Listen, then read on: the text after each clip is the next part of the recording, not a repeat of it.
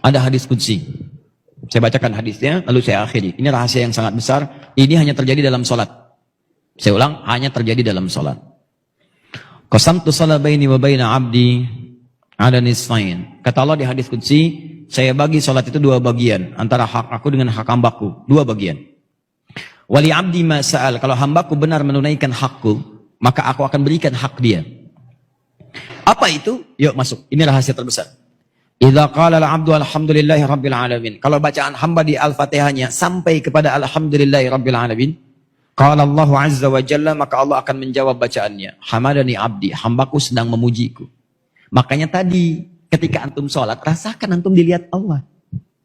Dijawab tuh. Tapi kalau antum gak punya perasaan, dia lihat diawasi Allah, diabaikan.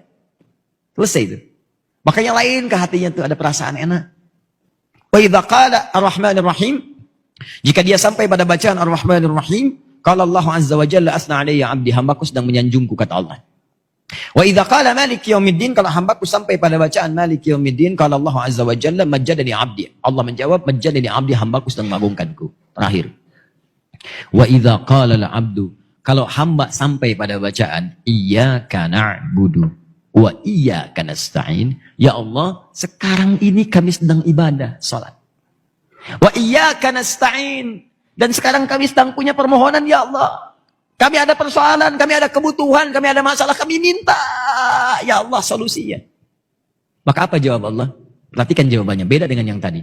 Qala Allah azza wa jalla, rahasianya Allah langsung menjawab, hadza baini wa baina abdi, ini perjanjianku dengan hambaku. Wali abdi, kalau hambaku benar bacaannya sampai sini, sholatnya benar sampai di situ, masalah sekarang apapun yang kamu minta, aku akan berikan. Sekarang apapun yang kamu minta, aku akan berikan.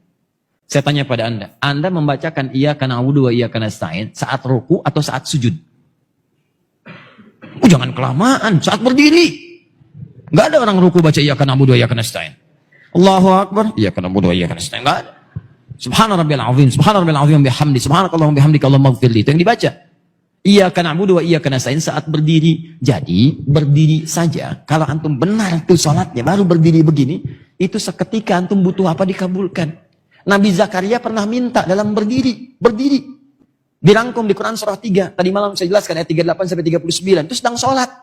Waktu sholat minta kepada Allah. Mintanya apa? Minta supaya istrinya bisa mengandung. Padahal secara medis gak mungkin punya keturunan. Karena istrinya divonis maaf, menopause dan mandul. Kata medis gak bisa nih. Kata klinis mustahil punya keturunan. Gak bisa. Maka beliau langsung bermohon kepada Allah. Tinggalkan pendapat manusia, itu tanda Allah ingin memberikan langsung tanpa pendapat manusia lagi. Maka beliau sholat. Dalam sholatnya minta kepada Allah. Hunalika da'a Zakaria rabbah. Diabadikan di Quran.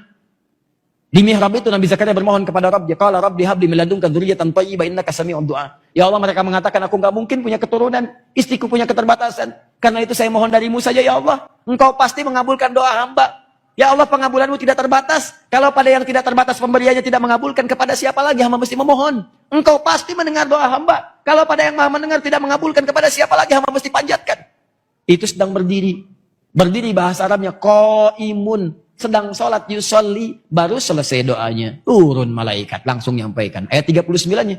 Quran surah 3 ayat 39. Fanadatsul malaikatu wa huwa qaimun yusolli fil mihrab. Annallaha yubashshiruka bi Yahya. Tiba-tiba turun malaikat, nih dijelaskan pentingnya ini.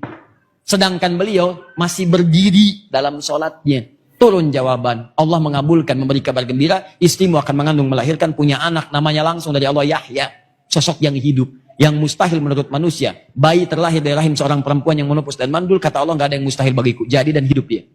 Kapan dipanjatkan? Berdiri. Dalam apa? Sholat. Nabi Zakaria sholat dalam berdiri, minta dikabulkan. Umat Nabi Muhammad, nabinya spesial, orangnya hebat, luar biasa, umatnya juga luar biasa. Dulu umat Nabi dulu lihat nabinya belum tentu beriman. Umat Nabi Muhammad gak lihat nabi masih beriman.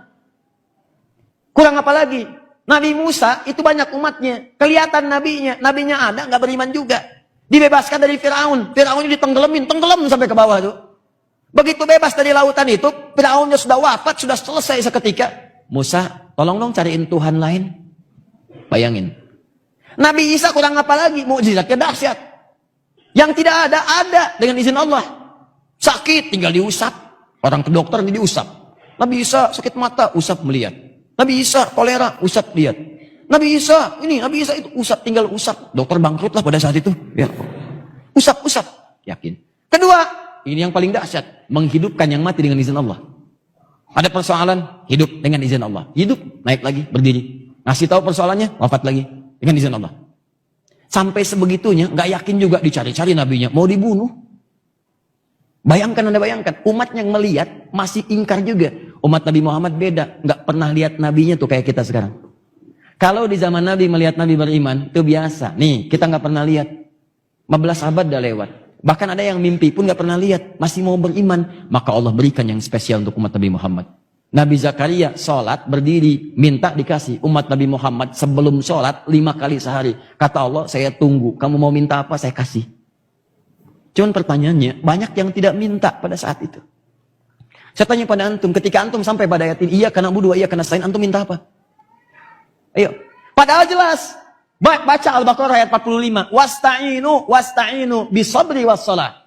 Kalau kamu punya masalah, minta kepada Allah solusinya. Bisabri, terima dengan sabar. Wassalah, saat sholat minta. Wasta'inu, perintah. Cara mintanya nasta'in. Kapan kalimat nasta'in itu muncul? Dalam berdiri. Iyyaka na'budu, ya Allah sekarang kami sholat.